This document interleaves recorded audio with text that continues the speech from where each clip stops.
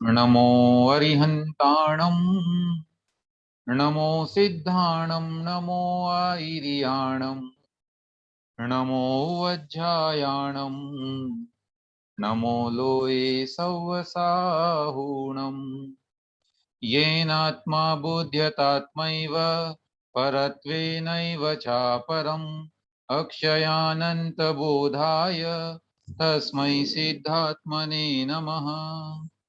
पंच परमेष्टि भगवान की जय। देवादिदेव श्री 1008 ऋषभ देव भगवान की जय। परम जय पूज्य आचार्य श्री पूज्यपाद महाराज की जय। जय परम पूज्य आचार्य श्री विद्यासागर जी महाराज की जय। की जय पादशांग जिनवाणी माता की जय। की जय। तदेव ज्ञान संस्कारैः स्वतस्तत्त्वेव तिष्ठते। अविद्याभ्यास अविद्याभास संस्कारे रवशं क्षिप्यते मनः तदेव ज्ञान संस्कारे स्वतत्त्वेव तिष्ठते। यहाँ चौथे चरण में स्वतः तत्वेव तिष्ठते। स्वतः तत्त्वेव तिष्ठते। ठीक है, देखें। अविद्या अभ्यास संस्कारैः अवशं क्षिप्यते मनः तत्एव ज्ञान संस्कारैः। ये एक साथ लिखा हुआ है, ये गलत लिखा हुआ है, एक्चुअली अलग अलग होना चाहिए। तत्एव ज्ञान संस्कारैः स्वतः तत्वे अवतिष्ठते। हाँ, यहाँ पर आचार्य कह रहे हैं कि हमने पिछले काव्य में जो पढ़ा कि मन जो है वो विक्षिप्त यदि होता है तो आत्मा की भ्रांति से सहित हो जाता है, और हमें जो है विक्षिप्त को छोड़ करके अविक्षिप्त को धारण करना चाहिए। ये हमने कल पढ़ा था। तो उसी बात को आगे बढ़ाते हुए कह रहे हैं कि वह विक्षिप्त क्यों होता है, मनुष्य के मन के विक्षेप का हेतु क्या है, ऐसा पूछने पर यहाँ पर आचार्य बता रहे हैं कि अविद्या अभ्यास संस्कार ही। अविद्या माने अज्ञान या विपरीत ज्ञान, मिथ्या ज्ञान जो है, उसके अभ्यास और संस्कारों से निरंतर मिथ्या ज्ञान का ही अभ्यास हो रहा है। इसके कारण जो संस्कार हुए हैं, आत्मा पर जो प्रबल संस्कार पड़ गए हैं, उन संस्कारों से मनः अवशम क्षिप्यते। हमारा मन अवश माने वश में नहीं रहने वाला हो जाता है। और फिर क्या होता है? क्षिप्यते माने क्षिप्त होता है, शुद्ध होता है। अर्थात यह मन जो है, इसके ऊपर ऐसे ही संस्कार बने हुए हैं कि बारी बारी से राग द्वेष के परिणाम करता है। वो संस्कार क्यों बने? क्योंकि निरंतर अविद्या का अभ्यास हुआ, अर्थात अज्ञान का अभ्यास हुआ, मिथ्या ज्ञान का अभ्यास हुआ, या कि राग द्वेषमय ज्ञान का ही अभ्यास हुआ। इस वजह से इस मन पर ऐसा संस्कार पड़ा हुआ है, और उस संस्कार के कारण ये हमारे वश में नहीं होता, और फिर क्षिप्यते माने शुद्ध हो जाता है, अर्थात राग द्वेष की परिणति को प्राप्त हो जाता है, अथवा आत्मा के विषय में भ्रांति करने लगता है। तत्एव वही मन, तत्एव यानी वह ही, वह कौन? वही मन ज्ञान संस्कार ही, ज्ञान के संस्कार से। ज्ञान माने सम्यक ज्ञान, सच्चा ज्ञान है ना, यथार्थ ज्ञान जो है, उसके संस्कार होने पर, जब इस पर हम ज्ञान का संस्कार डालेंगे, इसकी हैबिट बनाएंगे कि देखो भाई राग मत करो, इससे हमें हानि होगी, कषाय मत करो अन्यथा चतुर्गति में भ्रमण करना पड़ेगा, ऐसी जब धारणा बनेगी तो उससे स्वतः यह मन अपने आप ही तत्वे अवतिष्ठते, तत्व में अर्थात आत्म स्वरूप में। पूर्व में आया था तत्वम यानी वह आत्मा ही तत्व, तो तत्व में अर्थात आत्मा में अवतिष्ठते माने ठहरने लग जाता है, फिर यहाँ वहां नहीं भागता, अपितु आत्मा के प्रति स्थिर हो जाता है। ठीक है, तो यहाँ पर आचार्य महाराज ने बताया कि मन शुद्ध क्यों होता है, क्योंकि उस पर अभ्यास बना हुआ है अविद्या का। और जब हम उसी को ज्ञान का अभ्यास करके, शास्त्रों का अभ्यास करके, गुरुजनों के प्रवचनों के अभ्यास से और ध्यान और सामायिक इत्यादि के अभ्यास से ज्ञान के संस्कार डालते हैं, तो फिर ये अपने आप ही तत्व में अर्थात आत्मा में तिष्ठने लगता है, ठहरने लगता है। अस्तु, पद्यानुवाद का उच्चारण कीजिए।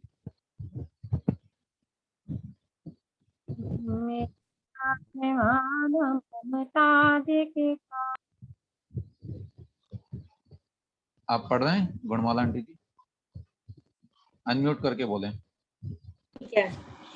मिथ्यात्वमान ममतादिक कारणों में होता सुलीन मन है विषयादिकों में। सिद्धांत के मनन से मन आता, विज्ञान के उदय से पर में न जाता। बहुत बढ़िया। देखें यहाँ पर महाराज ने कह दिया है, पूज्याचार्य महाराज ने, सिद्धांत के मनन से मन हाथ आता है ना। पहले तो बता दिया कि मिथ्यात्व, मान, ममता आदि कारणों से ये विषयादिकों में जाता है, लेकिन सिद्धांत के मनन से मन हाथ आता। हाथ आने का मतलब है वश में हो जाना, अपने कंट्रोल में हो जाना। तो कब कंट्रोल में होगा ये? जब हम सिद्धांतों का मनन करेंगे। सिद्धांत माने शास्त्रों का मनन, है ना। उनको बारी बारी से चिंतन करना, जो हमने पढ़ा हुआ विषय है उसको निरंतर ज्ञानोपयोग में लाना, जिसको अभीक्ष्ण ज्ञानोपयोग कहा जाता है, अर्थात बारी बारी से ज्ञान के प्रति उपयोग ले जाना, और उसी से जो है मन हाथ में आएगा। और फिर ये विज्ञान माने विशेष ज्ञान, आत्मज्ञान या सम्यक ज्ञान के उदय से पर में नहीं जाता।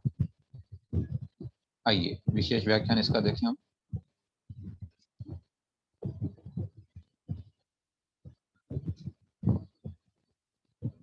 विपरीत बुद्धि से आत्मा का अध्यवसान अर्थात भाव अविद्या है।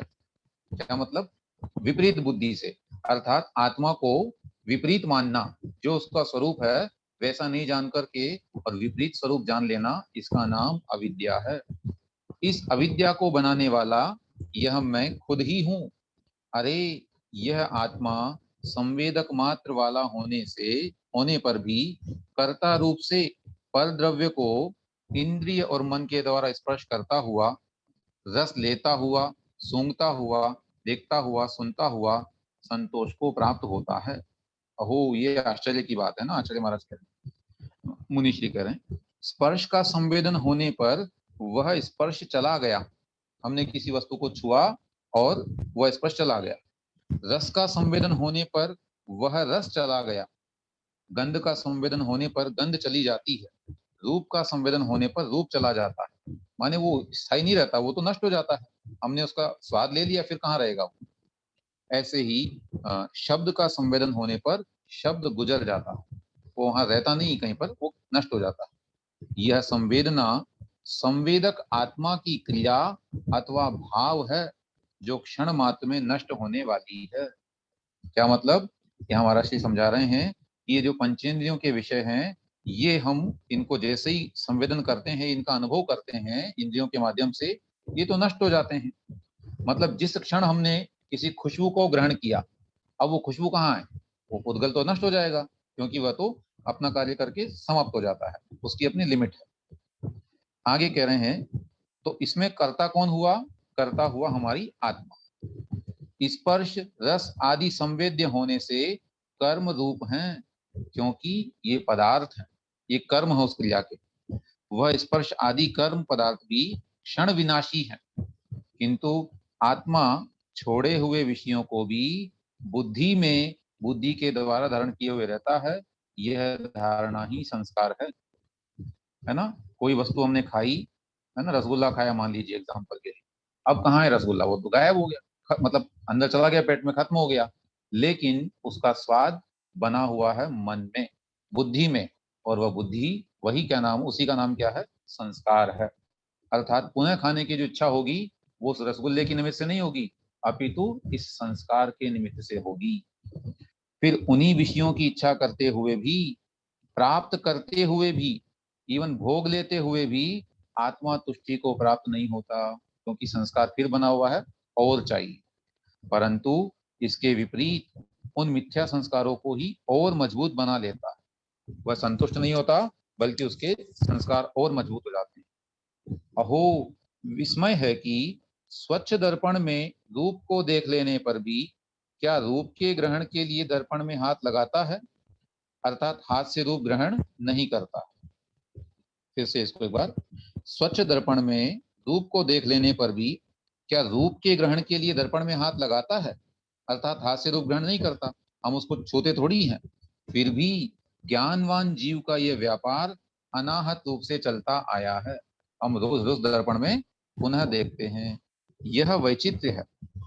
इस प्रकार की अविद्या का निकटता से रहना ही अभ्यास है।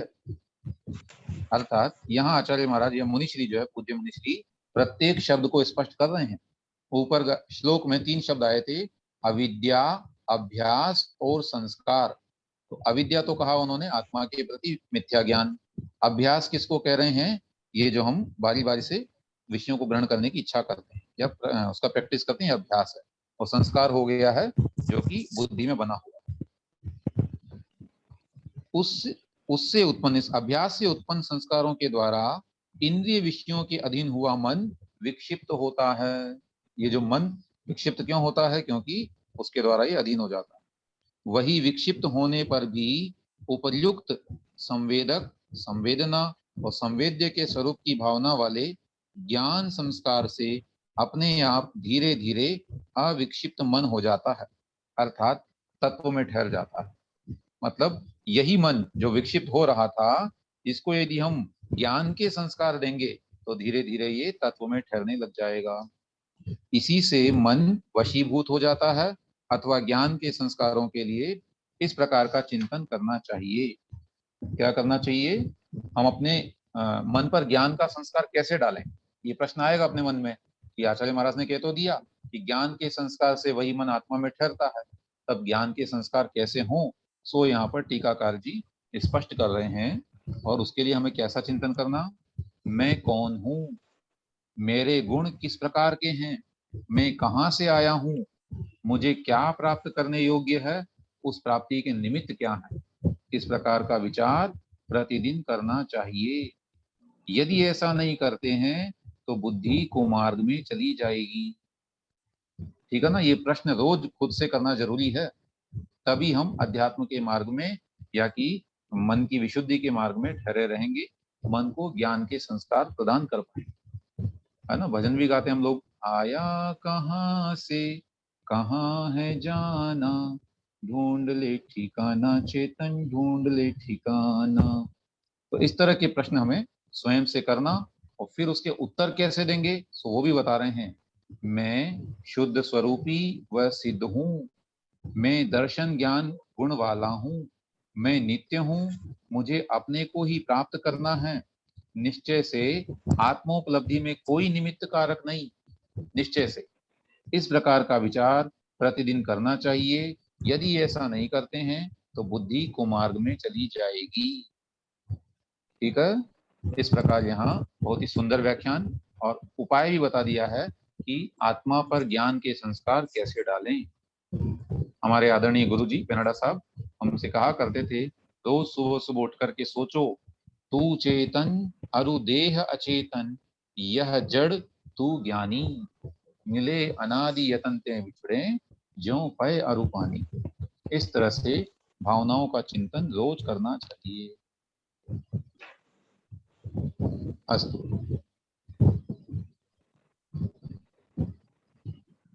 पद्य क्रमांक 38। अपमानादयस्तस्य विक्षेपो यस्य चेतसः, नापमानादयस्तस्य न क्षेपो यस्य चेतसः। अपमानादयस्य तस्य विक्षेपो यस्य चेतसः, नापमानादयस्य तस्य न क्षेपो यस्य चेतसः।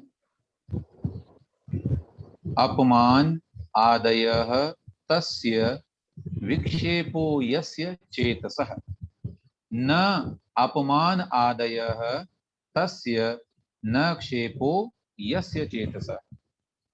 महाराज श्री कह रहे हैं कि हमने विगत का गाथा में, विगत का श्लोक में जो हमने समझा कि हमें आत्मा पर ज्ञान का संस्कार डालना है, तो उस ज्ञान के संस्कार से क्या फायदा होगा? सो यहाँ बता रहे हैं, अपमान आदयः तस्य विक्षेपो यस्य चेतसः। यस्य चेतसः अर्थात जिस मन के विक्षेप है, विक्षेप है अर्थात क्षोभ है, जिस मन में हलन चलन है राग द्वेष रूपी, उसके ही तस्य अपमान आदयः, उसी को अपमान आदि की प्रतीति होगी, वही अपमान आदि का अनुभव करेगा और निरंतर क्लेश को प्राप्त होगा, है ना। इसने मुझे ऐसा कह दिया, इसकी इतनी हिम्मत जो मुझे ऐसा कहे, अथवा यह व्यक्ति कौन होता है मुझसे ऐसा कहने वाला। छोटी छोटी बात पर अपमान किसको फील होगा? जिसके मन में विक्षेप है, अर्थात अभी राग द्वेष की परिणति बाकी। लेकिन इसके विपरीत यस्य चेतसः, जिसके मन के क्षेपः न अर्थात क्षोभ नहीं होता है, विक्षोभ नहीं होता है, तस्य उसके अपमान आदयः न, उसको अपमान आदि की अनुभूति ही नहीं होती, वह ये फील ही नहीं करता कि कोई मेरा अपमान कर पा रहा है, कर ही नहीं सकता। कोई अपमान कब करेगा? जब हम उसको स्वीकार करेंगे, अथवा हमारा मन जो है अपमानित महसूस करेगा, तभी, है ना। जब हम किसी अपने आप को कुछ मान बैठेंगे, है ना, अपनी धारणा बना बैठेंगे, तभी हमारे अंदर अपमान की प्रतीति होगी। जबकि यदि हम स्वयं को भी शुद्धात्मा मानेंगे, सामने वाले को भी शुद्धात्मा मानेंगे, तो फिर अपमान कैसा? क्योंकि हम दोनों बराबर, सब बराबर हो गए। जब पूरी जगत की प्रत्येक संरचना, जितने भी हैं, जितने भी जीव हैं, वे सब समान हुए, तो फिर हम में मान अपमान की कोई बात ही नहीं रह जाएगी। तो ये सबसे बड़ा लाभ हुआ अपने आप में, हमारे अंतरंग में मान कषाय की निवृत्ति हो जाएगी। पद्यानुवाद पढ़ें। एक बार श्लोक और उच्चारण कर दीजिए। हाँ। अपमानादयस्तस्य विक्षेपो यस्य चेतसः, नापमानादयस्तस्य न क्षेपो यस्य चेतसः। हाँ, पढ़िए पद्यानुवाद। उद्विग्न शोक में जो नित हो रहा है, मानापमान उसके मन में बसा है। सधर्म लीन जब जो मुनि भीतरा, क्यों द्रोह मोह उनमें फिर रोषरा। ठीक है। फिर उनके मन में द्रोह, मोह, रोष या राग कैसे होगा? जब मुनिराज सद्धर्म में लीन हो जाएंगे, अर्थात समीचीन धर्म, आत्मधर्म में लीन होंगे, तो उनको फिर कोई क्रोध इत्यादि हो ही नहीं सकता, उनके मन में मानापमान नहीं होगा। ये एक बड़ी उपलब्धि आत्मा की हो जाती है। देखें, राष्ट्रीय कह रहे हैं, अनादिकाल से ही यह आत्मा दूसरों से मिलने वाली अपनी प्रशंसा में, दूसरों से सम्मान प्राप्ति में, दूसरों से हार उपहार अपने को प्रदान कराने में, उच्च आसन पर बैठने में मदोन्मत्त होता हुआ पर सापेक्ष व्यवहार को एक मनिकपने से स्वीकार करता हुआ, ज्ञान भावना को कभी नहीं भाते हुए इस संसार में प्रमादी बन रहा है। क्या स्थिति हम लोगों की, सब लोगों की, कि प्रत्येक व्यक्ति को अपनी प्रशंसा अच्छी लगती है, सामने वाला उसका सम्मान करे, उसको उच्चासन प्रदान करे और उसको बड़े अच्छे अच्छे उपहार इत्यादि देवे, उसमें बड़ा आनंद आता है। देखो हमारा कितना सम्मान है, ऐसा वह सोचता है। इस प्रकार से वह सापेक्ष, पर सापेक्ष व्यवहार को एक में एक पने से स्वीकार करता हुआ, ये व्यवहार तो पर से है, इसको तुम एक में एक पने क्यों बना रहे हो?